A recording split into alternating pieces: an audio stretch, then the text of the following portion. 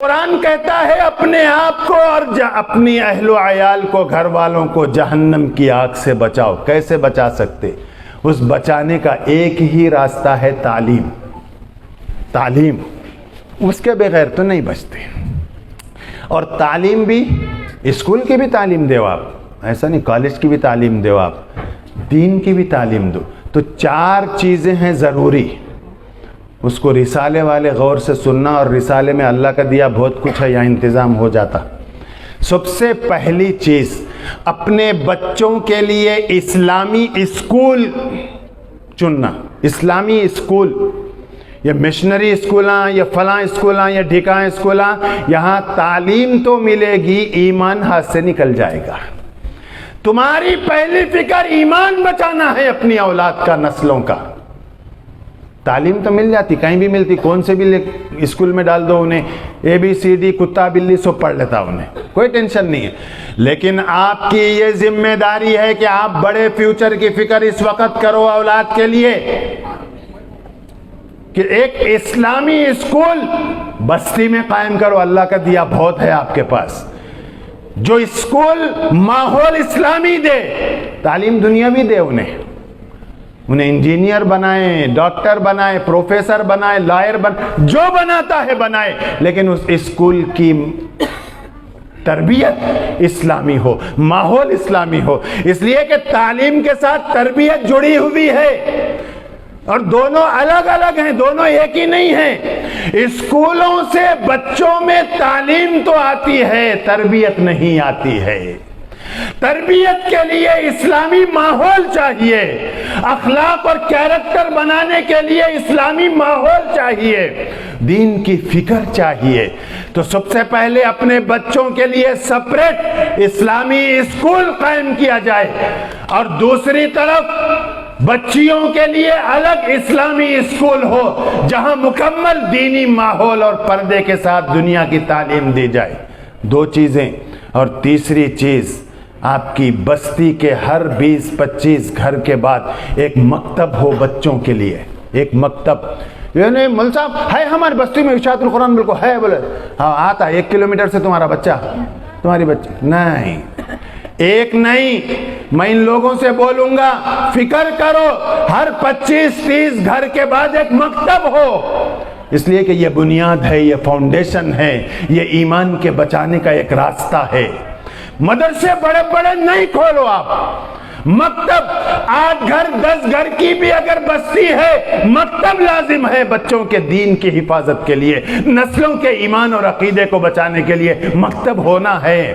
لہذا رسالہ الحمدللہ بہت بڑی بستی ہے آپ کی، یہ 1-2 مکتب سے کام نہیں چلے گا۔ ہر گلی کے آخر میں ایک مکتب آپ کی ذمہ داری ہے، بستی والوں آپ کی ذمہ داری ہے، اور ملت کے لیے خرچ کرنا دین کے نام پر یہ بھی آپ کی ذمہ داری ہے۔ لہذا مکتب قائم ہو۔ دوسرے، اپنے بچوں کو مدرسوں سے جوڑو، مکتب میں پڑھاؤ، مدرسوں سے جوڑو، مسجدوں سے جوڑو، مولویوں سے جوڑو۔ میں مسلمان 1 میم والے کو 3 میم سے، ہمارے شاہ صاحب دامت برکاتہم فرماتے ہیں کہ یہ 1 میم والے کو ہمیشہ 3 میموں سے جڑ کے رہنا کہتے، تو انہیں پھر صحیح زندگی گزارتا۔ 1 میم سے کٹا تو گیا انہیں۔ 1 میم والا مسلمان 3 میموں سے مل کے رہنا۔ نمبر 1 مولویوں سے، وہ لوگ تو گلی میں سے آ رہے ہیں، مول صاحب بولے تو انہیں دوسری گلی میں سے نکل جاتا ہے، آ رہے ہیں اللہ میاں کی فوج کر۔ جماعت والے آئے تو کیسا گشت میں نکلے تو پتلی گلی سے نکل جا رہا ہوں، انہیں اللہ کی فوج آ رہی کہتے۔ تو فرماتے ہیں کہ 1 میم مولویوں سے جڑ کے رہنا، تمہارے کو راستہ صحیح ملیں گا۔ دوسرے مدرسوں سے جڑ کے رہنا، اور تیسرے مسجدوں سے جڑ کے رہنا۔ کیوں؟ قرآن کے 18ویں پارے میں ہے اللہ نور السماوات والارض، زمین اور آسمان کا نور یہ اللہ ہی کا عطا کردہ ہے۔ یہ جو روشنی ہے گھروں میں ایمان کی، یہ اللہ کا نور ہے، یہ اللہ کا نور ہے۔ جس گھر میں دین زندہ ہے اس گھر میں روشنی ہے، اللہ کا نور ہے، اور جس گھر میں دین زندہ نہیں ہے اس گھر میں لاکھ لائٹوں کے باوجود بھی اللہ کے نور کی روشنی نہیں ہے، اندھیرا ہے۔ اور یہ نور ملتا کہاں سے؟ یہ جو گھروں میں نور آنا ہے یہ ملیں گا کہاں سے؟ اسی آیت کے آگے اللہ نے فرمایا یہ نور کہاں ملے گا؟ فی بیوت اذن اللہ ان ترفع ویذکر فیہا اسمہ۔ یہ نور کہاں سے ملیں گا جو گھروں میں آئے گا؟ یہ نور مسجدوں سے ملے گا۔ اس کا تار مسجدوں سے جا کے جڑتا ہے، تو جس گھر کا تار مسجد سے جڑا ہوتا ہے وہ گھر کبھی بھی تاریک اور اندھیرے والا نہیں، قیامت تک اس گھر میں روشنی ہوتی ہے، آبادی ہوتی ہے، اللہ کی رحمتیں برستی ہیں۔ اور جو تار مسجد سے کٹا کسی اور جگہ سے ملا، اللہ کی قسم جیتے جی وہ گھر قبرستان لگتا ہے، ویرانہ لگتا ہے۔ لہذا اپنے آپ کو مسجدوں سے جوڑو، جب تم جوڑو گے تو تمہاری نسلیں نمازی بنیں گی، تمہاری نسلیں اللہ کی فرما بردار بنیں گی، اور اگر تم مسجدوں سے کٹ گئے تو نسلیں بے دین ہو جائیں گی، گمراہ ہو جائیں گی۔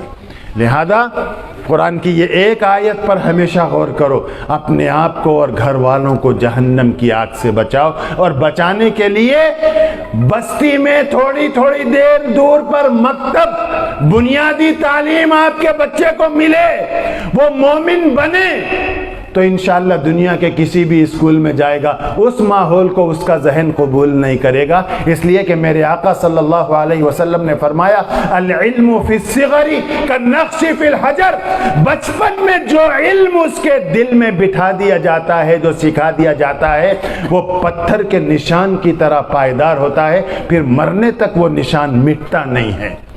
اپنے بچوں کے دنیاوی تعلیم سے پہلے ان کے ایمان کی فکر کرو، ان کی دینی تعلیم و تربیت کی فکر کر کے تم کسی بھی اسکول یونیورسٹی میں بھیجو، انشاءاللہ اس کا عقیدہ، اس کا یقین مضبوط رہے گا۔ ورنہ پھر اگر تم بیگانے رہے اور اپنی اولاد کے دین کی فکر نہیں کرے تو علی گڑھ مسلم یونیورسٹی کا وہ واقعہ میں سنایا تھا مسجد میں کہ ایک پروفیسرز کی ایک جماعت علی گڑھ یونیورسٹی میں گئی، وہاں گئی تو وہاں پر بڑے بڑے اسٹوڈنٹس، بچیاں بچے ڈگریاں حاصل کر رہی، کوئی بی ایس سی میں ہے تو کوئی فلاں میں ہے، کوئی فلاں، اعلیٰ ڈگری والے وہاں پر، کے جی نرسری والے تو ہے نہیں۔ لہذا وہ لوگ ایک کلاس میں گئے، بچیاں بچے بیٹھے ہوئے تھے، تو ایک نوجوان بچی، دیکھو تم جس کے لیے لاکھوں روپے خرچہ کر رہی، ضرورت پڑی تو گھر بیچ کے کرائے کا گھر لے رہی، لیکن اس کا فیوچر بننا، مول صاحب اس کا فیوچر بننا، دین آیا نہیں معلوم، فیوچر بننا ہے اس کا۔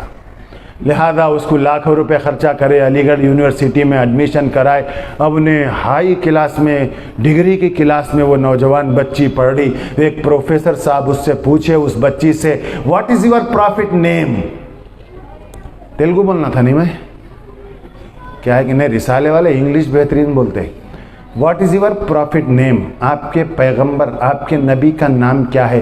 مسلمانوں رسالے والے سنو، وہ 18-20 سال کی نوجوان بچی جو کے جی سے لے کر ڈگری تک آ گئی ہے، انہیں جواب دے رہی آئی ڈونٹ نو سر، مجھے نہیں معلوم۔ کیوں نہیں معلوم صاحب؟ ہمارے اماں بابا نہیں سمجھے تو ہم کیا سمجھیں گے؟ ہمارے بابا نہیں پڑھا ہے مول صاحب، نہیں سمجھا ہے ہمارے کو، ہم 2.5-3 سال کے تھے تو ہمارے کو ڈریس پہنا کو بستہ لگا کوئی اسکول کو بھیجے، وہاں جاتے ہم سی اے ٹی کیا ڈی او جی ڈاک پڑھے، آج وہی حالت میں پریکٹیکل زندگی گزار رہے ہیں ہم، کتے بلی بن کے۔ لہذا وہ تعلیم دو ضروری ہے دنیا کی ترقی کے لیے، لیکن اس سے پہلے اس کو مومن بنا دو، اس کی زبان پر کلمہ آ جائے، اللہ کی بڑائی اس کے دل میں بیٹھے، رسول اللہ صلی اللہ علیہ وسلم کی سچی محبت اور آپ کے مبارک طریقے اس کی زندگی میں بچپن سے آ جائیں۔